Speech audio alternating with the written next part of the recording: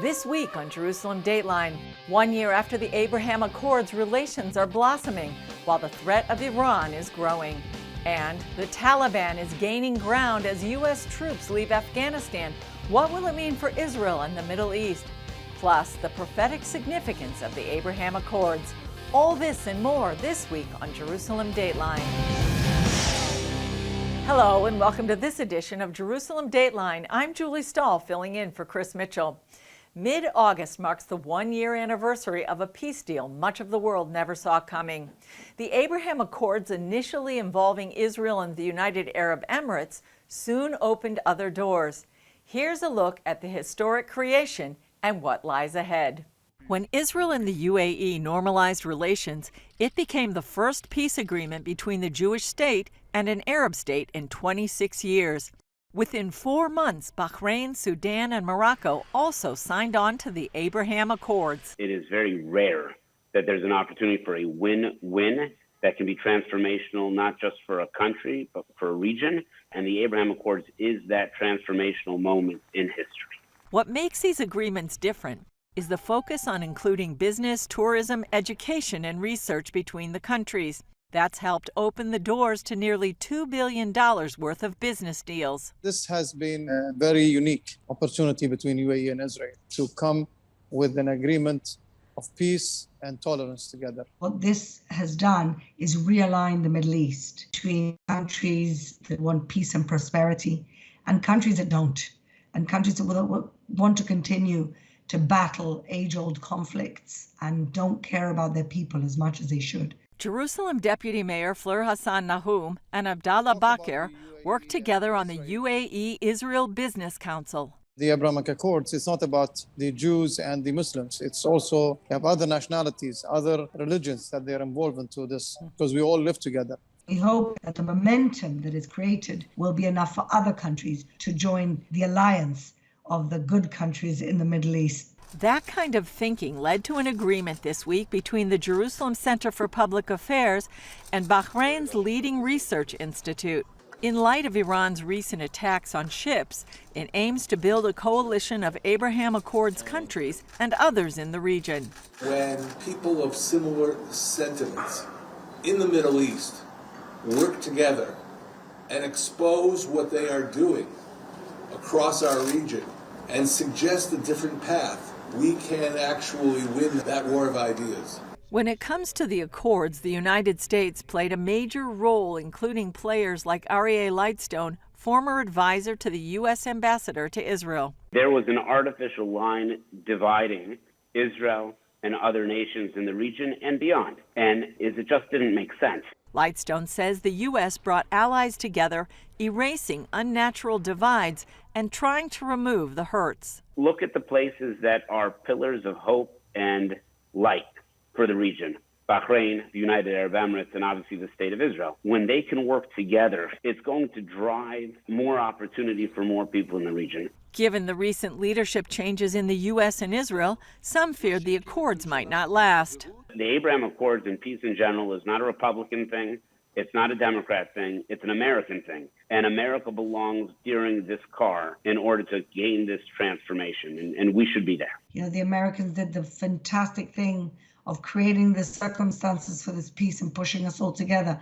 But now that it's been signed, everybody's 100% committed, and now it's got its own legs. Lightstone's advice to those on the outside is to continue to pray. They're called Abraham for a reason. This is the reunification of Abraham's children. This was brought together by the United States of America, who saw the region clearly, embraced our friends, and made very clear demands of our enemies. Israeli Foreign Minister Yair Lapid traveled to Morocco in the first trip of its kind since 2003. It comes less than a year after they agreed to normalize relations as part of the Abraham Accords. The foreign ministers of the countries signed 3 accords aimed at strengthening ties in tourism, economy and trade, and diplomatic cooperation. While there, Lapid also opened Israel's diplomatic mission in the capital of Rabat. He also said the two countries agreed to upgrade to full embassies in both countries and open direct flights on Royal Air Morocco to Israel. A flurry of diplomatic activity surrounds Jerusalem, but while much of it has been about peace and celebrating the fruits of the Abraham Accords, the common threat of Iran looms large. Bahrain's Undersecretary for Foreign Relations said he was in Israel to talk about peace. He signed accords with 3 Israeli think tanks, but he told the Jerusalem Post that Israel and Bahrain are collaborating on the Iran threat. Earlier, he said the JCPOA has caused more instigation and extremism in many different regions across the Middle East. Meanwhile, Israeli Prime Minister Naftali Bennett met with CIA Director William Burns. The visit comes after Iran has been accused of attacking ships in the Gulf of Oman, and its Lebanese proxy Hezbollah fired rockets at Israel. A statement from Bennett's office said the two discussed tightening intelligence and security cooperation, as well as the situation in the Middle East with an emphasis on Iran. And Defense Minister Benny Gantz, who also met with the CIA director, toured the northern border with Lebanon following the Hezbollah rocket attacks on the area. Gantz said the crisis in Lebanon is devastating and Israel is ready to help, but Israel won't allow the tragedy to cross the border. We are all well aware of Hezbollah's attempts to exploit the situation at the expense of the safety and livelihoods of Lebanese citizens under the direct influence of Iran. Former Israeli ambassador to the U.S., Michael Oren, says Hezbollah is taking advantage of the situation. Israel's response to an attack by Hezbollah has always been to then respond against Lebanon, against the host country, by hitting its utilities, hitting its gas lines, hitting its airport, closing down its electricity. But Israel can't bomb Lebanon back to the Stone Age anymore because Lebanon is in fact in the Stone Age right now. And were Israel to attack Lebanon now, we would be condemned internationally. Oren says Israel needs to go after what he called the head of the snake. I detest this notion that we have to play by Iran's game. Iran has proxies like Hamas, like Hezbollah. They fire rockets at us. We fire rockets back at the proxies. I think it's about time we start striking back at the boss. Striking Iran's interests, its oil refineries, striking where we have to strike. Gantz says Iran is the greatest regional threat and the world cannot allow it to obtain nuclear weapons. We will continue to defend ourselves against the Iranian attempt to become an existential threat of the state of Israel and to transfer advanced munitions to its proxies on our borders. We will operate in the time and place and via the means that we will determine. Coming up, radical Taliban gains ground as U.S. troops pull out of Afghanistan. What will it mean for Israel and the Middle East? Just when everyone in the region was counting on a strong America, U.S. troops are pulling out of Afghanistan after nearly 20 years, and the scene is not good. As CBN News senior reporter Dale Hurd tells us, radical Taliban fighters are taking over provincial capitals and the countryside at an alarming rate, as the Afghani military seems unable to stop them. Another key city fell to the Taliban Sunday as American-trained government forces continue to collapse and surrender. Now the U.S. Embassy is urging all Americans to leave the country immediately. Taliban fighters seized the strategic capital of northern Afghanistan's Kunduz province Sunday, the fourth provincial capital to fall to the Taliban in less than a week. The swift advances come as U.S. and NATO troops complete their pullout after nearly 2 decades in the country. Thousands of Afghan civilians have died in the fighting. This woman says, "My husband was martyred and then we left our village. My niece's husband was also martyred." Some Taliban fighters are already secretly inside the capital of Kabul, waging an assassination campaign. The director of the government media center was shot and killed Friday, just days after an assassination attempt on the defense minister. After the U.S. spent billions of dollars training and shoring up Afghan forces, several pro-government commanders have surrendered to the Taliban without a fight. Similar scenes happened when the U.S. pulled out of Iraq in 2008. Eventually, the rise of the ISIS terror group forced the U.S. to return.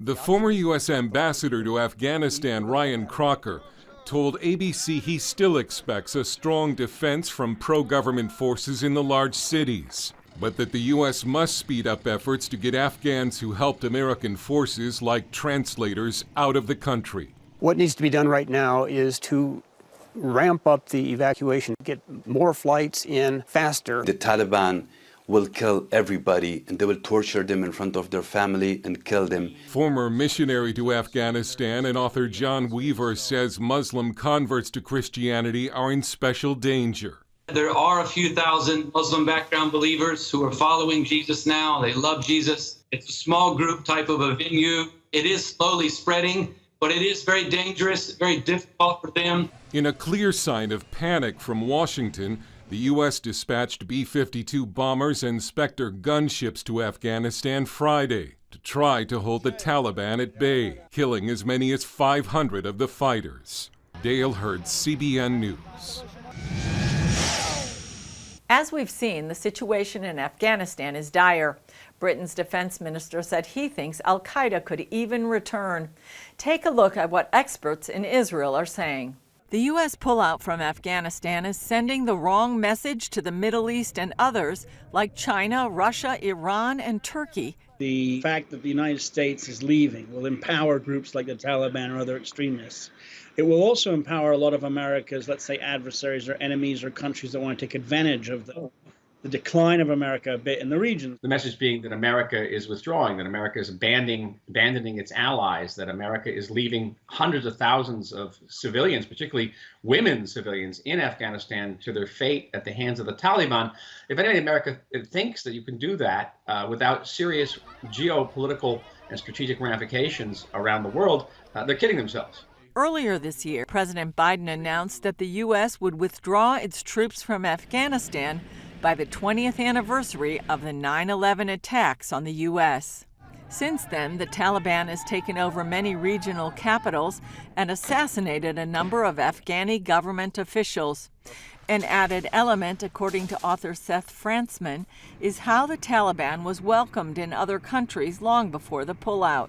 The Taliban is ostensibly a terror army, and yet the Taliban was being hosted by China, Russia, Qatar, Turkey. I mean, all these different places were kind of open to talking to them. And I think what happens when the international community, let's say, gives a red carpet or whitewashes these types of groups, I think that's concerning to Israel. Middle East expert Michael Oren says it will embolden others outside the region, too. I think that China will make conclusions about its position in the South China Sea vis-a-vis Taiwan, the Russians about their position in the Middle East and Eastern Europe and Ukraine.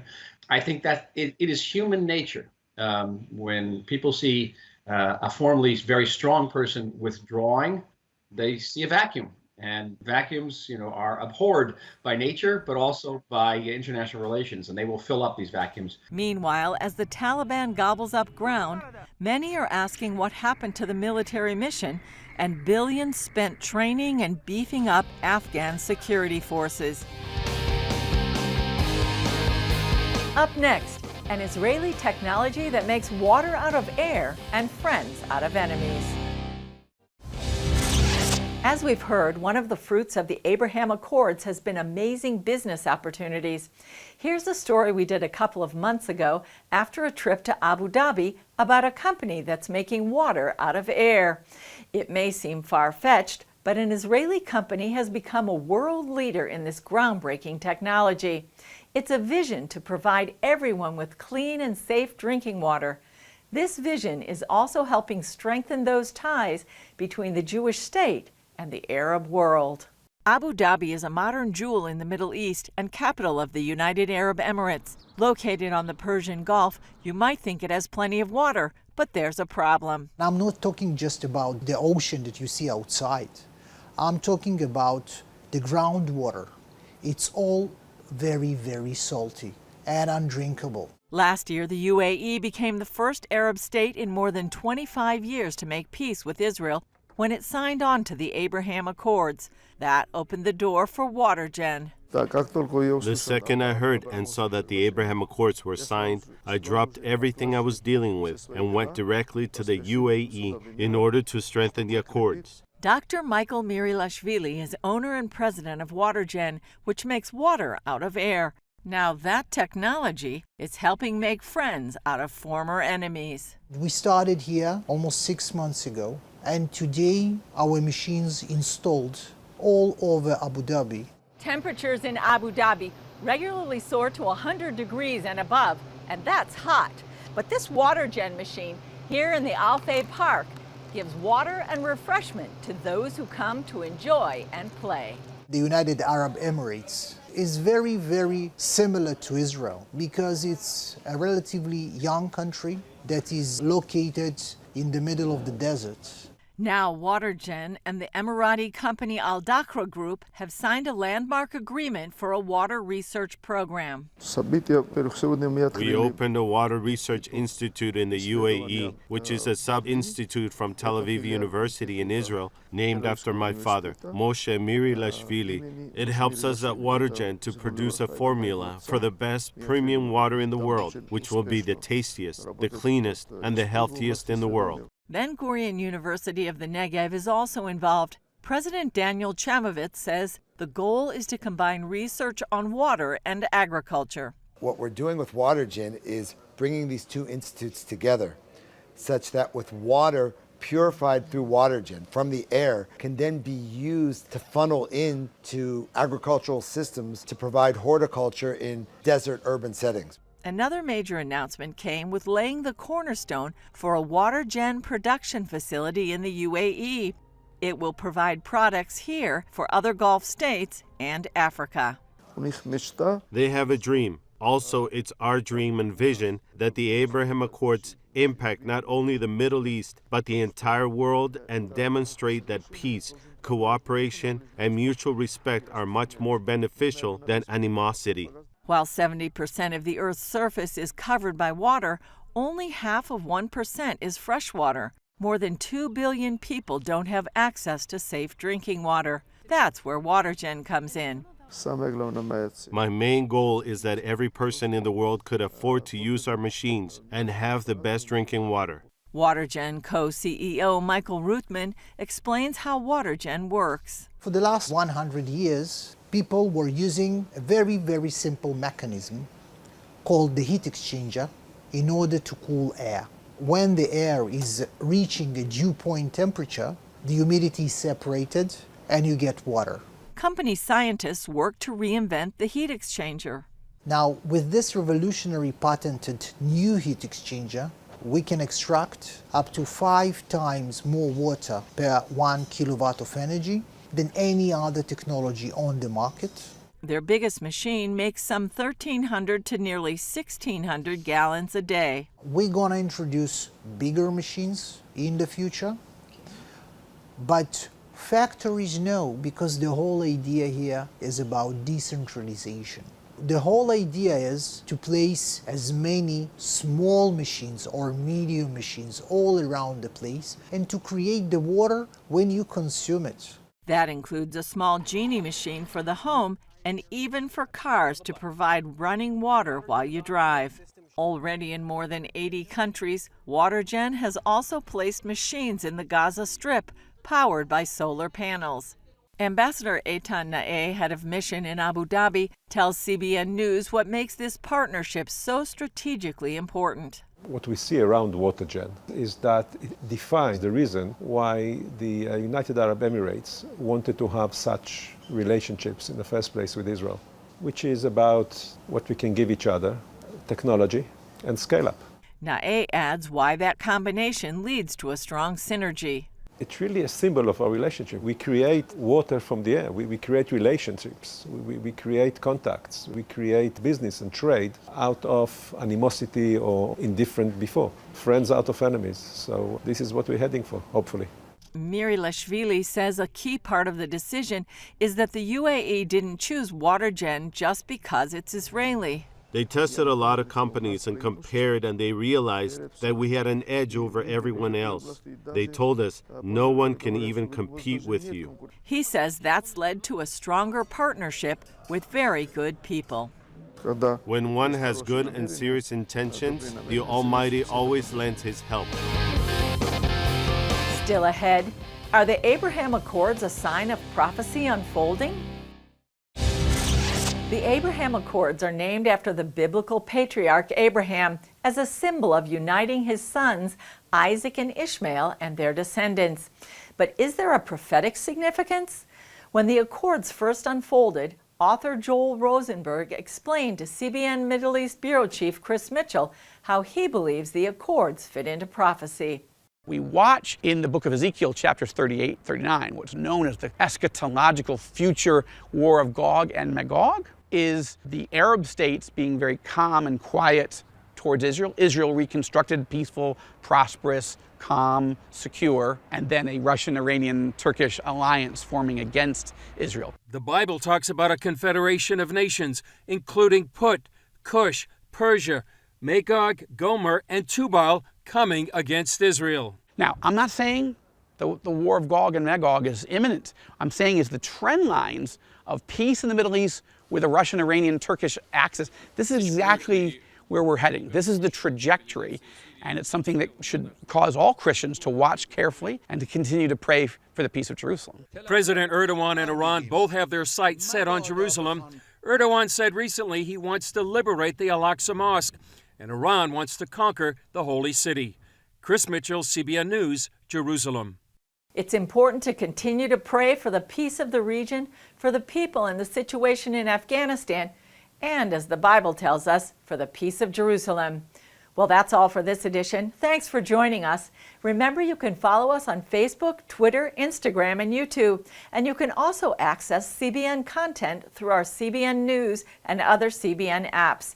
And don't forget to sign up for our email blasts so you can continue to receive all of our exciting CBN content. I'm Julie Stahl. We'll see you next time on Jerusalem Dateline.